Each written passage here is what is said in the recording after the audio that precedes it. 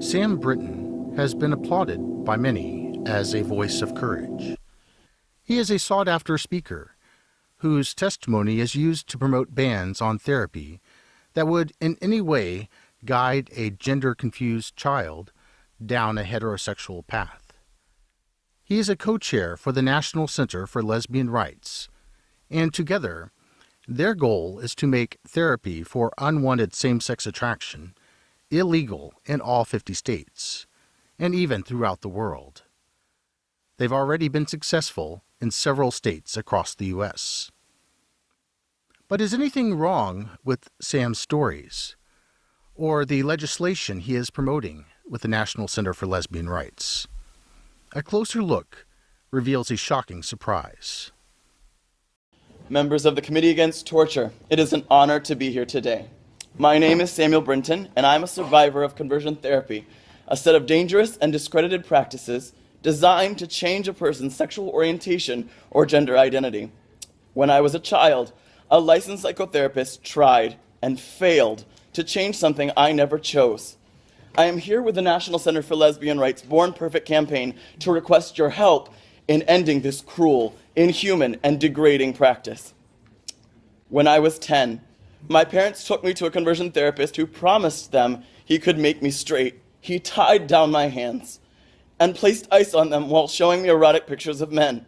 He wrapped my hands in hot coils, stuck needles in my fingers, and shocked me with electricity.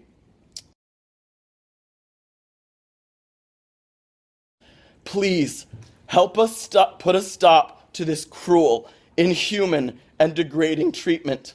Help me make sure no child suffers the way I did. Sam claims he was in a bizarre sadomasochistic torture therapy for years. I was in therapy for like 2 or 3 years. It was the worst 2 or 3 years of my life.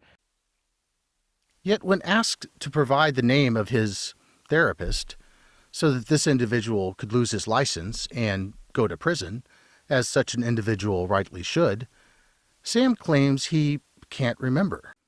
This is strange, since he can seem to remember all of the other torturous details, the kinds of details trauma survivors usually forget.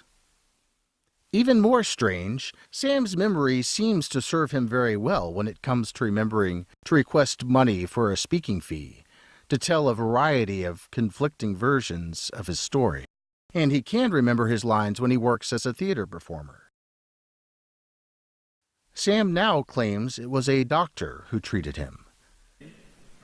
I was subjected to a combination of talk therapy and horrifying physical aversive conditioning techniques by a doctor who told my parents that he could turn me straight. But in a previous interview, he originally admitted he never went to a doctor or licensed therapist. In other versions of his story, he claims it was some kind of unlicensed religious therapist.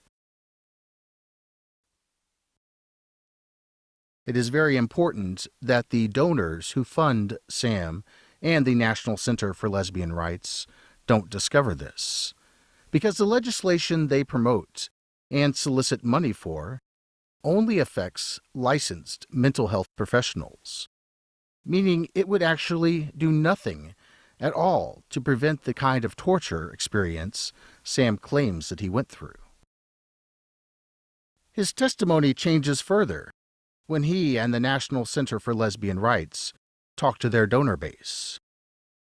Keep in mind, Sam is 25 years old as he is telling this.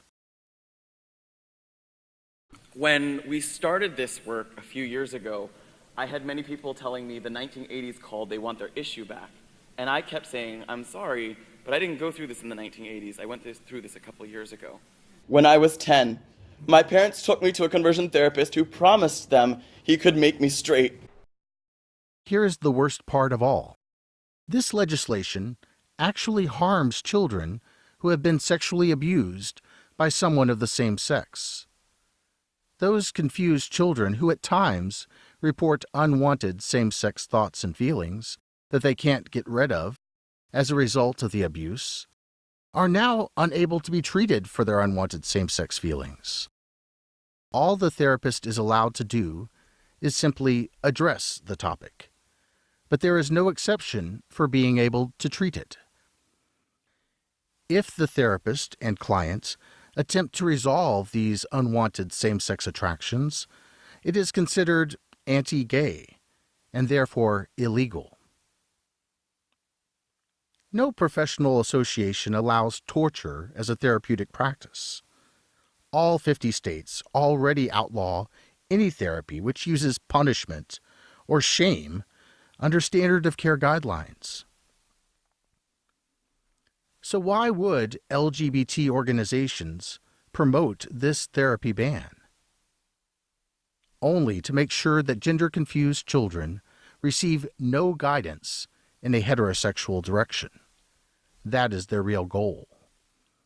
There are many people who wish they had an opportunity to resolve their unwanted same-sex attractions or transgendered feelings. Take Patrick Mitchell, for example, who began transgender hormone replacement therapy to become a woman at the age of 12. Then at 14, after 2 years of estrogen treatment, changed his mind and sought help to instead be affirmed as a man. You know, 1 minute you're really convinced you're a girl, Yeah. and then you think, well, I'm happier being male. Mm-hmm. Well, what happened? I guess I just realized that I could be happy without completely changing who I am. Or adults who become post-surgical transsexuals, only to regret that they didn't choose therapy to resolve their gender-conflicted feelings instead. You know, I woke up from the operation and I got these big boobs and the vagina and the whole thing, tubes hanging out here and there, and it's like, wow, what have I done? If a child does not want to become transgender or gay, is it right to deny that child the freedom to resolve their unwanted attractions?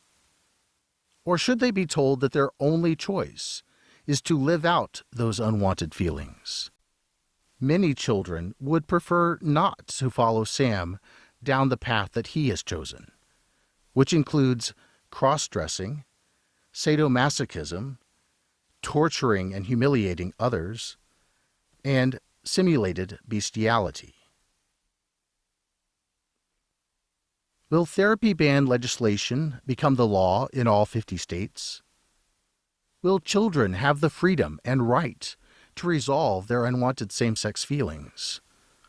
Or will Sam Brinton and his lies ultimately have the final say?